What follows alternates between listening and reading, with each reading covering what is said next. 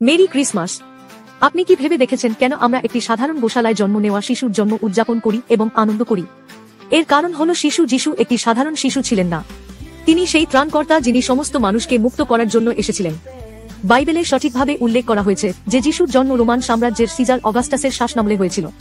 ঈশ্বরের পবিত্র আত্মার মাধ্যমে গর্ভধারণ করেছিলেন মেরি এবং প্রসবের সময় কাছাকাছি থাকা সত্ত্বেও রোমান সম্রাটের আদেশে তাকে তার স্বামী জোসেফের জন্মস্থান বেথলেহেমে যেতে হয়েছিল। অবাক করার বিষয় হল প্রায় 700 বছর আগে নবী মিখা ঘোষণা করেছিলেন যে মসিহা বেথলেহেমে জন্মগ্রহণ করবেন এবং ঈশ্বর সেই প্রতিশ্রুতি পূরণ করেছিলেন। যখন তারা বেথলেহেমে পৌঁছালেন, থাকার জন্য কোনো জায়গা খুঁজে পাওয়া যায়নি। মেরি একটি গোশালায় যিশুকে জন্ম দেন এবং তাকে পশুদের খাবারের জন্য ব্যবহৃত একটি খাদ্যাগারে রাখেন। ভাবুন, বিশ্বের ত্রাণকর্তা এমন একটি বিনম্র স্থানে জন্মগ্রহণ করেছেন। তার জন্মস্থানের এই বিনম্রতা তার জীবনের উদ্দেশ্যকে প্রতিফলিত করে নিজেকে উৎসর্গ করে মানবজাতিকে মুক্ত করা। আরও অবাক করার বিষয়, প্রথম যে ব্যক্তিরা এই সুখবরটি শুনেছিল তারা ছিলেন মেষপালকেরা।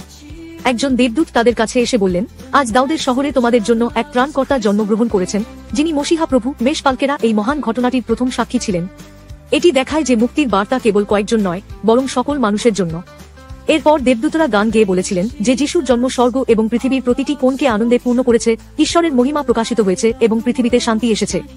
যিশু শুধু শান্তি আনতেই আসেননি, বরং আমাদের, যারা ঈশ্বর থেকে দূরে ছিলাম, ঈশ্বরের সঙ্গে পুনর্মিলন ঘটানোর জন্য এসেছিলেন, যাতে মানুষ একে অপরের সঙ্গে শান্তিতে বাস করতে পারে। ক্রিসমাস, যিশুর জন্ম, কেবল আনন্দের দিন নয়, এটি আমাদের জীবনে গভীর প্রভাব ফেলতে পারে এমন এক মহান আনন্দের সুসংবাদ। এই ক্রিসমাসে আমরা প্রার্থনা করি যে আপনার জীবনও এই মহান আনন্দে পূর্ণ হয়ে উঠুক।